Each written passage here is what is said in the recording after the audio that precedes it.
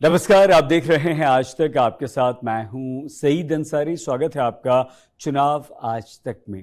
कर्नाटक में विधानसभा चुनाव प्रचार जोर शोर से चल रहा है। ये चुनाव जातीय, धार्मिक, क्षेत्रीयता और विकास के मुद्दों के बीच उलझा है। लेकिन इस बार कर्नाटक में परंपरागत जातीय गोलबंदी टूटती दिखाई पड़ रही है। इस चुनाव में लिंगायत बीजेपी से छिटकते नजर आ रहे हैं तो वोकालिगा जेडीएस से दूर जा रहे हैं। तो आइए सबसे पहले हम चर्चा करें लिंगायत की। कर्नाटक की राजनीति में सबसे महत्वपूर्ण और शक्तिशाली लिंगायत समुदाय को माना जाता है। लिंगायत समुदाय की आबादी 16% के करीब है, जो राज्य की कुल 224 सीटों में से लगभग 67 सीटों पर खुद जीतने या फिर किसी दूसरे को जिताने की शक्ति रखते हैं। सामाजिक रूप से लिंगायत सेंट्रल कर्नाटक, उत्तरी कर्नाटक के क्षेत्र में प्रभावशाली जातियों में गिने जाते हैं। 2018 में सबसे अधिक 58 लिंगायत विधायक जीत कर आए थे। इनमें बीजेपी से 38, कांग्रेस से 16, जेडीएस के 4 थे। लिंगायत वोटर काफी हद तक बीजेपी के साथ रहे हैं। पूर्व मुख्यमंत्री और बीजेपी के नेता बीएस येदियुरप्पा भी लिंगायत समुदाय से हैं, लेकिन इस बार लिंगायत समुदाय और बीजेपी के रिश्तों में दरार पड़ती दिखाई दे रही है। इस समुदाय के नेता और पूर्व मंत्री लक्ष्मण सावदी और पूर्व मुख्यमंत्री जगदीश शेट्टार ने बीजेपी छोड़कर कांग्रेस ज्वाइन कर ली है। बीजेपी के एक और लिंगायत नेता और कोप्पल से सांसद कारगी सांगना भी टिकट नहीं मिलने के चलते कांग्रेस में आ गए हैं। ये तीनों उत्तरी कर्नाटक में बीजेपी के बड़े नेता रहे हैं। बीजेपी लीडरशिप ने संगाना की पुत्रवधू को टिकट देकर गुस्सा शांत करने का प्रयास किया, लेकिन शेट्टार और सावदी इस बात से खासे नाराज हैं कि बीजेपी ने उनके साथ बुरा बर्ताव किया है।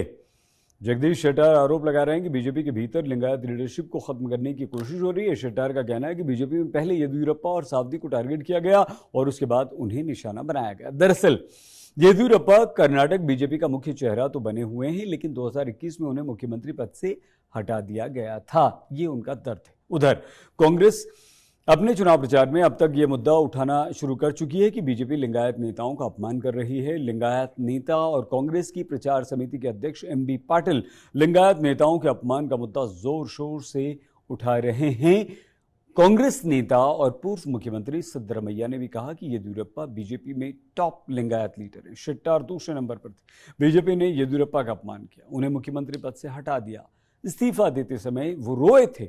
अब जगदीश शेट्टार को टिकट न देकर उनका अपमान कर दिया। इससे इस समुदाय का और उनके समर्थकों का आत्मसम्मान जो है वो हिलता है और आत्मसम्मान को चोट पहुंची। कांग्रेस का कहना है कि लिंगायत समुदाय से पुराना रिश्ता बहाल करने का अच्छा अवसर है। दरअसल 1990 तक ये समुदाय काफी हद तक कांग्रेस के साथ था, लेकिन उस समय के मुख्यमंत्री वीरेंद्र पाटिल के कथित अपमान के चलते लिंगायत समुदाय ने कांग्रेस से दूरी बना ली थी।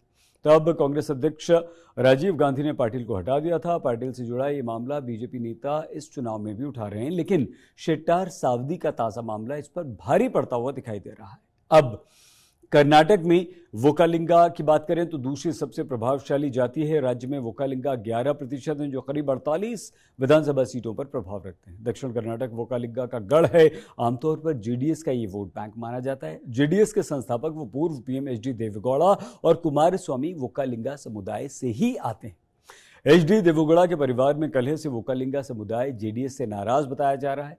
जेडीएस से नाराजगी के चलते कांग्रेस इस तबके में अपने लिए गुंजाइश देख रही है। कांग्रेस के प्रदेश अध्यक्ष डीके शिव कुमार इसी वोकालिंगा समुदाय से आते हैं, साउथ कर्नाटक से भी हैं। ऐसे में शिव कुमार के द्वारा वोकालिंगा को साधने का प्रयास कांग्रेस कर रही है, जबकि बीजेपी की नजरें भी वोकालिंगा पर टिकी हुई हैं।